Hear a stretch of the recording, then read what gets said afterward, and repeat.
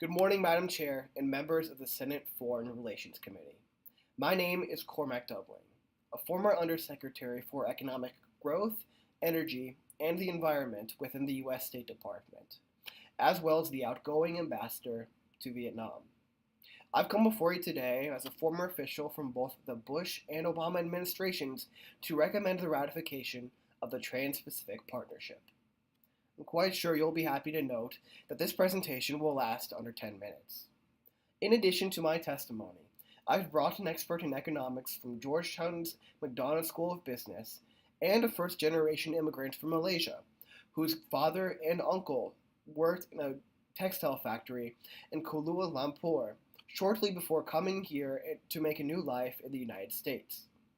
After our collective testimonies, there will be time for questions regarding my office's support for the Trans-Pacific Partnership. This presentation will provide context for the historic trade agreement, outline key provisions, and set up testimony for my fellow witnesses. After diligent research, my office has concluded that the Trans-Pacific Partnership will serve to counter the People's Republic of China's growing influence in the South China Sea, level the playing field for American export-based economies, and help developing nations implement the same workplace regulations that are enforced here in the United States of America. Simply put, our findings posit that this particular trade agreement has pragmatic uses in terms of protecting American interests and supporting its businesses, while working in a humanitarian capacity to improve working conditions in the developing world. To begin with, I would be remiss without stating that, contrary to popular belief, the Trans-Pacific Partnership does not incorporate the People's Republic of China. Instead, it was negotiated on behalf of Americans' allies in Southeast Asia and to serve as a check to China's growing preeminence in that region. Now, according to the most recent data from The Economist, the People's Republic of China has a staggering gross domestic product growth rate of 6.8%. and a meager unemployment rate of 4% to boot. The strength of China's economy means that it will allow it to steamroll our allies, such as Japan and Vietnam, while siphoning off our trading partners, such as in Latin America and the Pacific. China's robust economy not only provides it with commercial influence in East Asia, but also supports its ever-expanding military, a threat to our homeland security. Furthermore, a lack of labor laws and an abundance of cheap products make Chinese exports extremely popular in Australia, Japan, Mexico, and Chile, and other markets, hurting export-related companies here in the United States of America.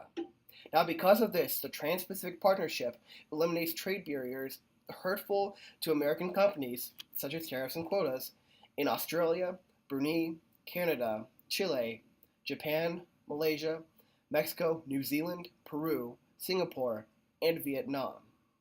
This is significant because these 12 member countries account for over 40% of the world's economy, meaning that the United States of America could export its products to almost half of the international community.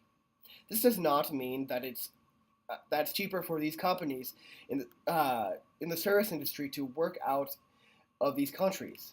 On the contrary, it means that companies such as Apple or General Electric can stay within the United States while being able to sell their American-made goods at a lower price. Since the Trans-Pacific Partnership would benefit American export-based corporations, these companies would be able to create higher job growth within the United States. Not only would these create more lucrative jobs, but there would be more jobs for the general populace as well. Now, in all fairness, the Trans-Pacific Partnership would also remove American trade barriers, causing some competition for manufacturing industries here at home. However, the removal of these trade barriers brings cheaper products into the United States that would benefit the average American consumer. With cheaper goods and more jobs in our service industry, the United States has a lot to benefit economically from the Trans-Pacific Partnership. Furthermore, these cheaper products would not be coming from China, but from tried and true American allies such as Japan and Vietnam.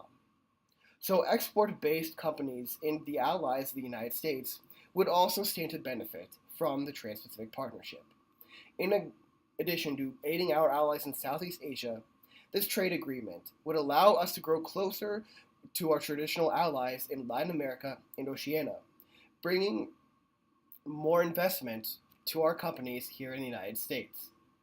But from a humanitarian perspective, the Trans-Pacific Partnership might have its greatest effects in improving the working conditions in developing nations. The Trans-Pacific Partnership has explicit provisions allowing laborers the right to unionize in the developing world. Even more so than granting the right to unionize, the Trans-Pacific Partnership complies with American ideals by seeking the elimination of forced child labor overseas. Finally, the Trans-Pacific Partnership ensures unprecedented environmental regulations in Southeast Asia and Latin America. In short, the Trans-Pacific Partnership holds our allies accountable to the same rules and regulations that promote health and safety here in the United States of America. Now, I must admit, the Trans-Pacific Partnership may not be a perfect agreement, but in my opinion, it is a deal that will benefit both the United States of America and its loyal allies.